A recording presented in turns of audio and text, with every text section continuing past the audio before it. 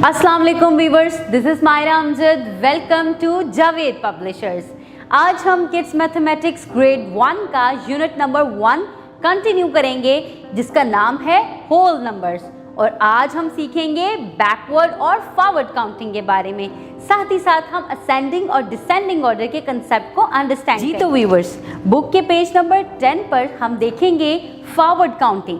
Forward counting का मतलब है हमने छोटे से बड़े की तरफ जाना है, यानी कि स्मॉलेस्ट टू द ग्रेटेस्ट। तो आपके सामने यहाँ पे डाइस मौजूद है, जिसमें हमने काउंट करते चले जाना है 0 से 9 तक, यानी कि 0 हमारा स्मॉलेस्ट डिजिट है और इससे काउंट करते करते हमने 9 की तरफ जाना है, जो हमारा लार्जेस्ट यानी कि ग्रेटेस्ट डिजिट है। तो आप देख सकते हैं 0, फिर 1, 2, 3, 4, 5, 6, 7, 8 और यानी कि हमने स्मॉलेस्ट डिजिट से खुद को लार्जेस्ट डिजिट तक लेकर गए, यानी कि हम स्मॉलेस्ट डिजिट से ग्रेटेस्ट डिजिट की तरफ गए। इसी तरह बैकवर्ड काउंटिंग के अंदर हम क्या करते हैं, हम बड़े नंबर से छोटे नंबर की तरफ जाते हैं। जैसे कि आप यहाँ पे देख सकते हैं हमारे पास है 9 और 9 से बैकवर्ड काउंट करते करते हमने 0 की तरफ जाना है। तो इस तरह के ऑर्डर को हम बैकवर्ड काउंटिंग कहते हैं। अब हम देखते हैं एक्सरसाइज 1.3 में आपके सामने पहला क्वेश्चन है, count backwards and right the missing number.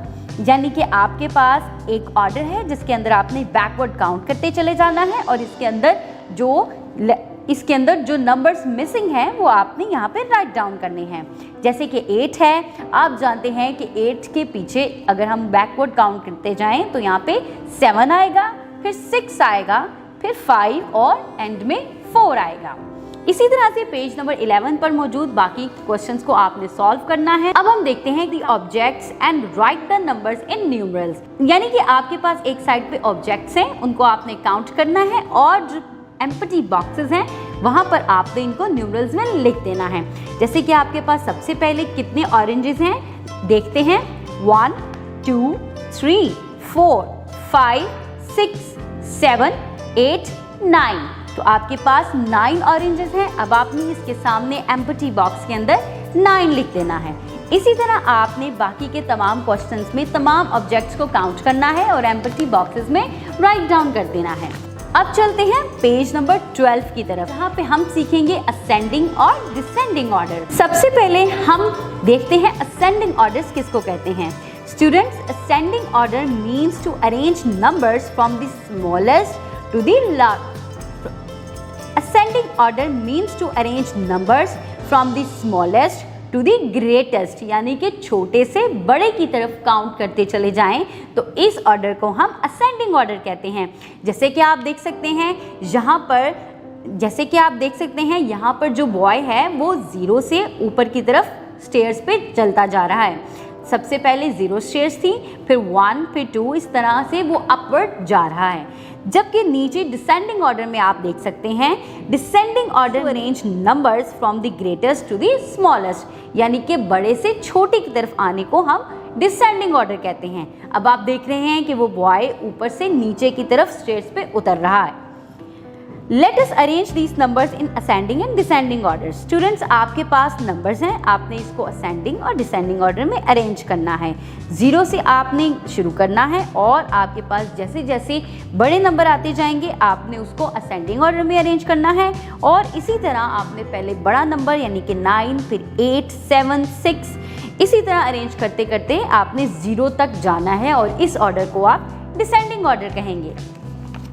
अब हम 13 पर देखते हैं एक्सरसाइज क्वेश्चंस।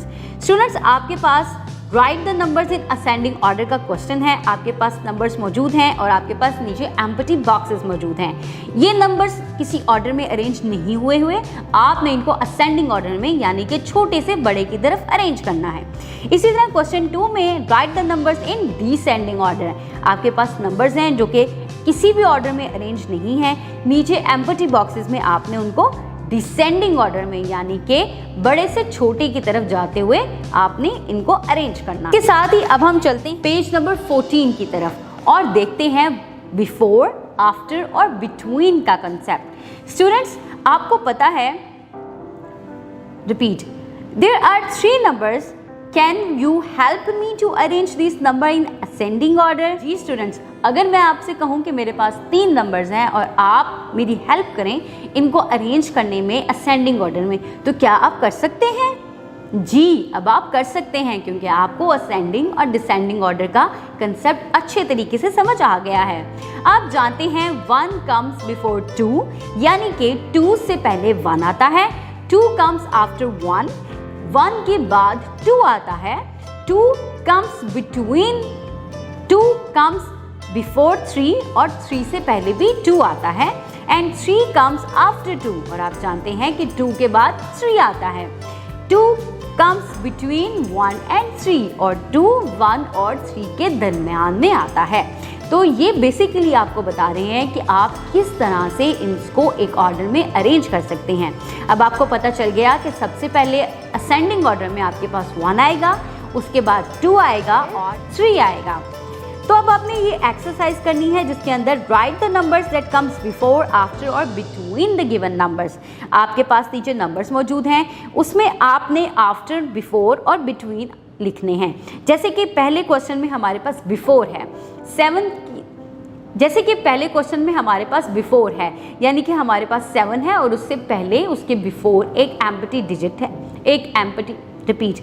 जैसे हमारे पास 7 है और उसके बिफोर एक एम्प्टी बॉक्स है जहाँ पे हमने 7 से पहले आने वाला नंबर लिखना है।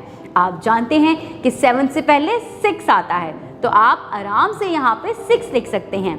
इसी तरह जब आफ्टर की बात आएगी तो आप देख सकते हैं आपके पास 2 बॉक्सेस हैं, जिसमें से एक बॉक्स में 1 लिखा है और उसके साथ वाला बॉक्स यानी कि after the box that comes after 1 is empty.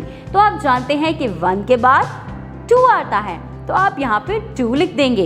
इसी तरह से आप बाकी के क्वेश्चन सॉल्व करेंगे। अब इसके बाद बिटवीन का कंसेप्ट है। आप जानते हैं कि बिटवीन, आप जानते हैं कि 2 नंबर्स के बीच में क्या आता है। बिटवीन का मतलब है बीच में आना। आपके सामने 3 बॉक्सेस मौजूद हैं जिसके अंदर पहले बॉक्स में 1 है, second box is empty and in the third box you have 3, यानी कि इन बिटवीन 1 एंड 3 क्या आता है वो आपने लिखना है, दैट इज 2। जी, आप जानते हैं कि 1 और 3 के बीच में 2 आता है। तो बस आपने इसी तरह से बाकी तमाम क्वेश्चंस को सॉल्व करना है और ये पूरी एक्सरसाइज। जी तो स्टूडेंट्स, ये था हमारा backward, forward, ascending, descending, before, after and between का कंसेप्ट। उम्मीद है अब आपको इन तमाम कंसेप्ट की अच्छे तरीके से समझ आ गई होगी और आप बुक पर मौजूद तमाम एक्सरसाइज को अच्छे तरीके से सॉल्व कर सकते हैं। कीप वॉचिंग, अपना बहुत सारा ख्याल रखें और जुड़े रहें बोलती किताबों के साथ।